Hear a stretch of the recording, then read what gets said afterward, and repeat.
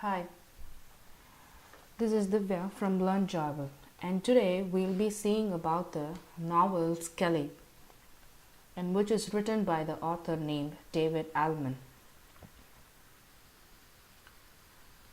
Skelly by David Allman.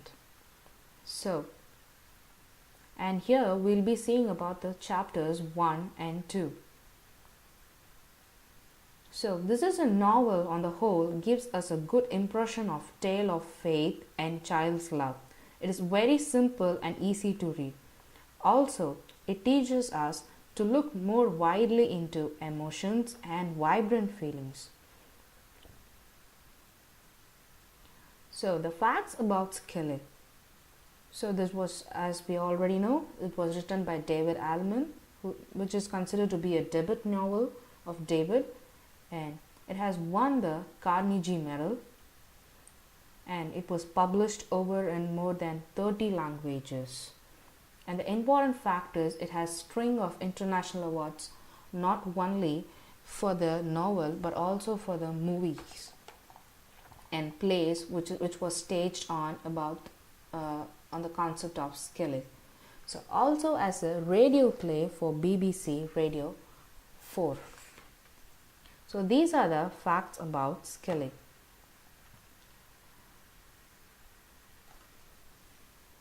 So, as you all know, this novel is about an angel, and we all have an imagination of angel with blonde hair, white huge wings.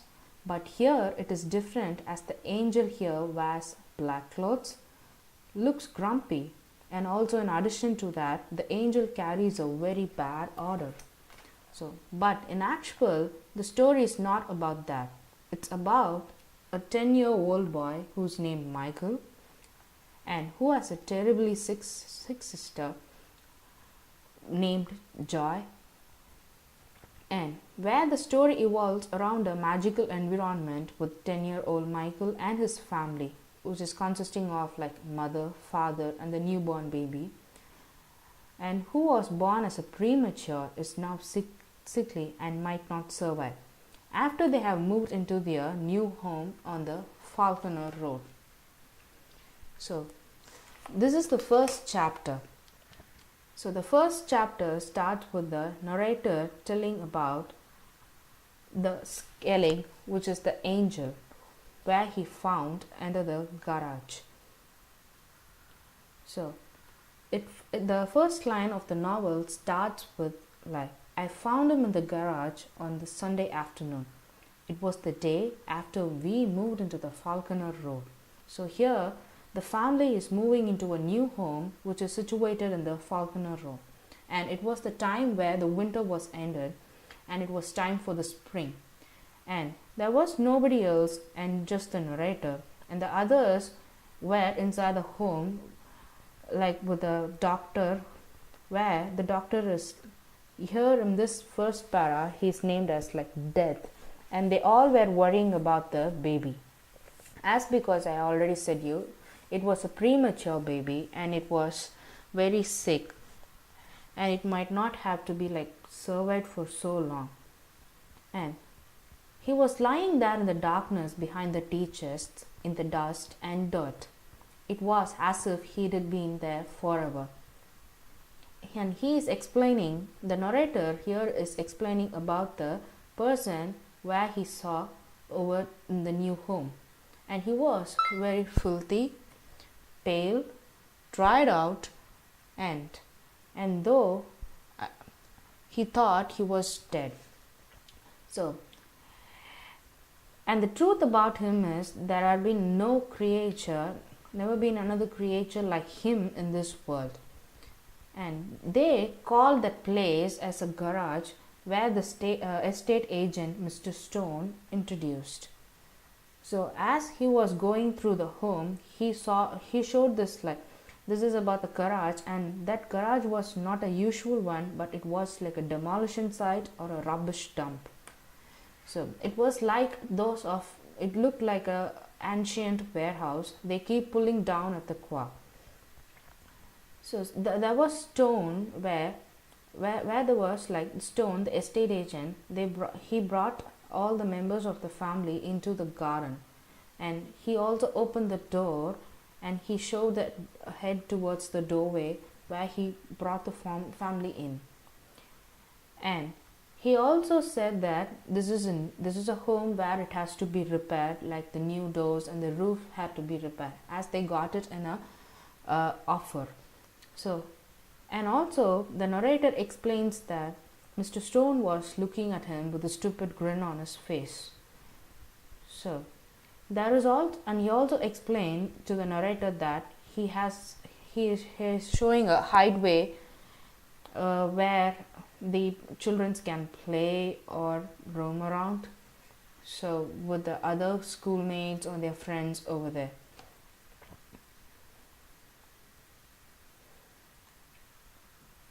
So after that, the narrator wasn't having any interest with the estate agent, so he moved away from there.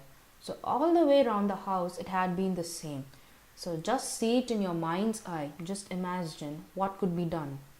So all the way around he was thinking about the old man who was living in the house which they bought, and he is named as Ernie Mayes. So he was living there for many years, and he's been nearly dead a week before they got the home. And the house was like kept in a way that near the table there was a kitchen, and even the bathroom was near them, so that as he was so old he can use it without anyone's help.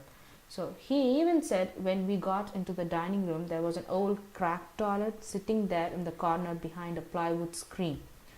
So I just wanted him to shut up, but he whispered that towards the end Ernie couldn't manage the stairs.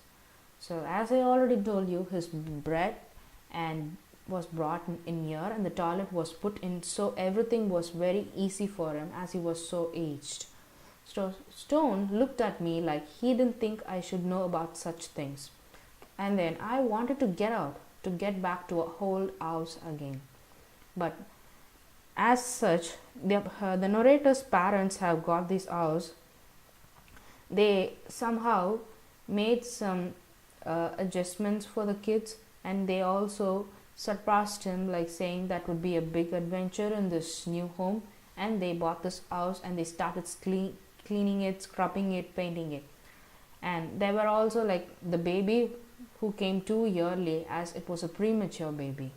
And this is about the first chapter.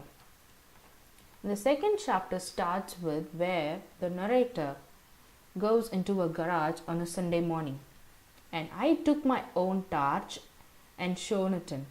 So the outside doors to the back lane must have fallen years ago, and there were dozens of massive plants nailed across the entrance. So this is about the description of the garage which is given in this chapter, and it tells like the timbers holding the roof were rotten and the roof was sagging in, and the bits of the floor you could see between the rubbish were full of cracks and holes.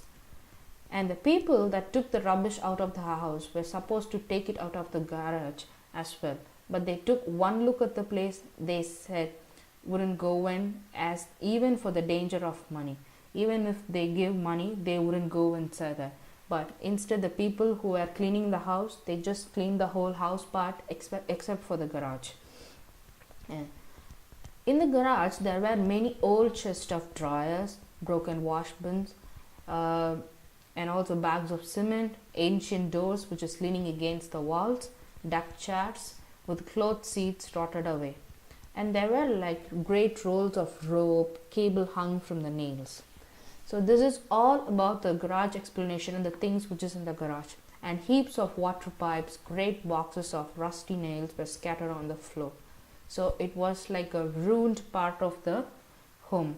And there was also a mortar that had fallen from the walls. There was a little window in one of the walls, but it was filthy, and there were rolls of cracked lino standing in front of it. And the place was so dusty and it was rotted. So even the bricks which was lining through the garage were not in a correct position to hold on, as they couldn't bear the weight anymore. So it was like the whole thing was very sick of itself and would collapse in a heap and have to get bulldozed away. And in the meantime, the narrator heard something around the corners, like a scratching sound, and some skulking about it. Then after some time, the sound has been stopped, and it was very like dead quiet. And the narrator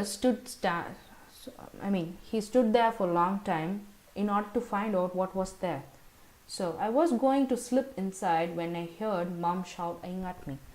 So here again, the mother who is in the novel called out like, Michael, what you doing? So the narrator's name is described here as Michael. So she was at the back door, and she started yelling at the narrator, like the Michael, who's the 10-year-old boy.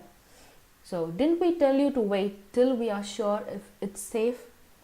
And he stepped back and looked at her. So, well, didn't we? She shouted again, and S the boy. So you please keep out from all these garage things. So she explained that, and he shoved the door and it latched half shut on the single hinge. And he also yelled at his mother like, all right, I won't go over there again. So do you not think we got more to worry about than stupid you getting crushed in a stupid garage? So they were also having other part of problem, like the baby was not well, and they do not want to add another problem like he getting crushed into the garage. So they are advising him to stay away from the garage. So he also kept on the pace, and he replied, right, I won't go into there. So again, after that, in order to like move in out of from the garage, and in order to make the thoughts out of it, he went into the wilderness. So that wilderness is called as a garden, and she went back in, and the mother again, she went back to the baby who was crying aloud. So these are the two chapters which we saw today. So the first chapter comes to the conclusion. We learn that the protagonist found him in the garage, that is the angel, or the person which is mentioned in the novel names, Kelly. The family have just moved into the Falconer Road. They have got a new home, and that is situated in the Falconer Road. So we are told Dr. Death was in the house, that everyone was worrying about the baby. So there was a doctor to take care of the baby, and everyone was in the home. So Michael is not impressed by the house or the estate agent, Mr. Stone. So he didn't like the house, as it was like a ruined one, and it was like totally to be worn out, and there were so many repairs to be made. And he also don't like the estate agent, who's called as Mr. Stone. So we learned that Ernie Meyers was the old man who was situated in the house before they bought it. So Ernie Meyers was the last resident of the house and was dead nearly a week before he was found. And we found that the family had just moved to the house with the intention of doing it up, but that baby came too early, and everything was thrown into a disarray. So chapter 2 gives the description about what Michael did the next day. So Michael went into the garage the Sunday morning. So Michael's mother was worried about Michael like exploring the garage before it was like where it was deemed safe. So already it was a ruined place, so she was worried that he would get hurt. And do you not think we got more to worry about than stupid? You getting crushed in a stupid garage? So this is the verse which was told by the mother to Michael. So Michael felt annoyed with the whole situation and a bit left out. So the house was not okay, it was a ruined place, and the baby was not okay, and she was very much sick. And they left the other home where he had many inmates, friends, and they moved into a new one, and he don't know about the whole situation, what it is going to be in the future also. And she went back to the flaming baby. So we found the situation where the baby was also crying. So the comprehensive questions which can be occurred like in the first chapter can be like in chapter 1. So where does Michael find the man? The one who described at the first. I found him at the garage. So the answer is the garage. And who is inside the house with his parents? The doctor. What's his name? And his name is Death. So what are his parents worried about? But the parents were already worried about the premature baby, the baby. So what was the name of the old man who used to own Michael's family's house? So it's Ernie Mayers. So what happened to Ernie Mayers, who used to own the house? He died and was found a week later under the table in the kitchen. So this was happened to Ernie Mayers. So why was Michael's sister sick? So as we already know, Michael's baby sister was born prematurely, like a lot of premature babies. She's experiencing a serious health problems. And this is a question where you have to what was the name of the estate agent mentioned at the beginning of the novel? Mr. Stone.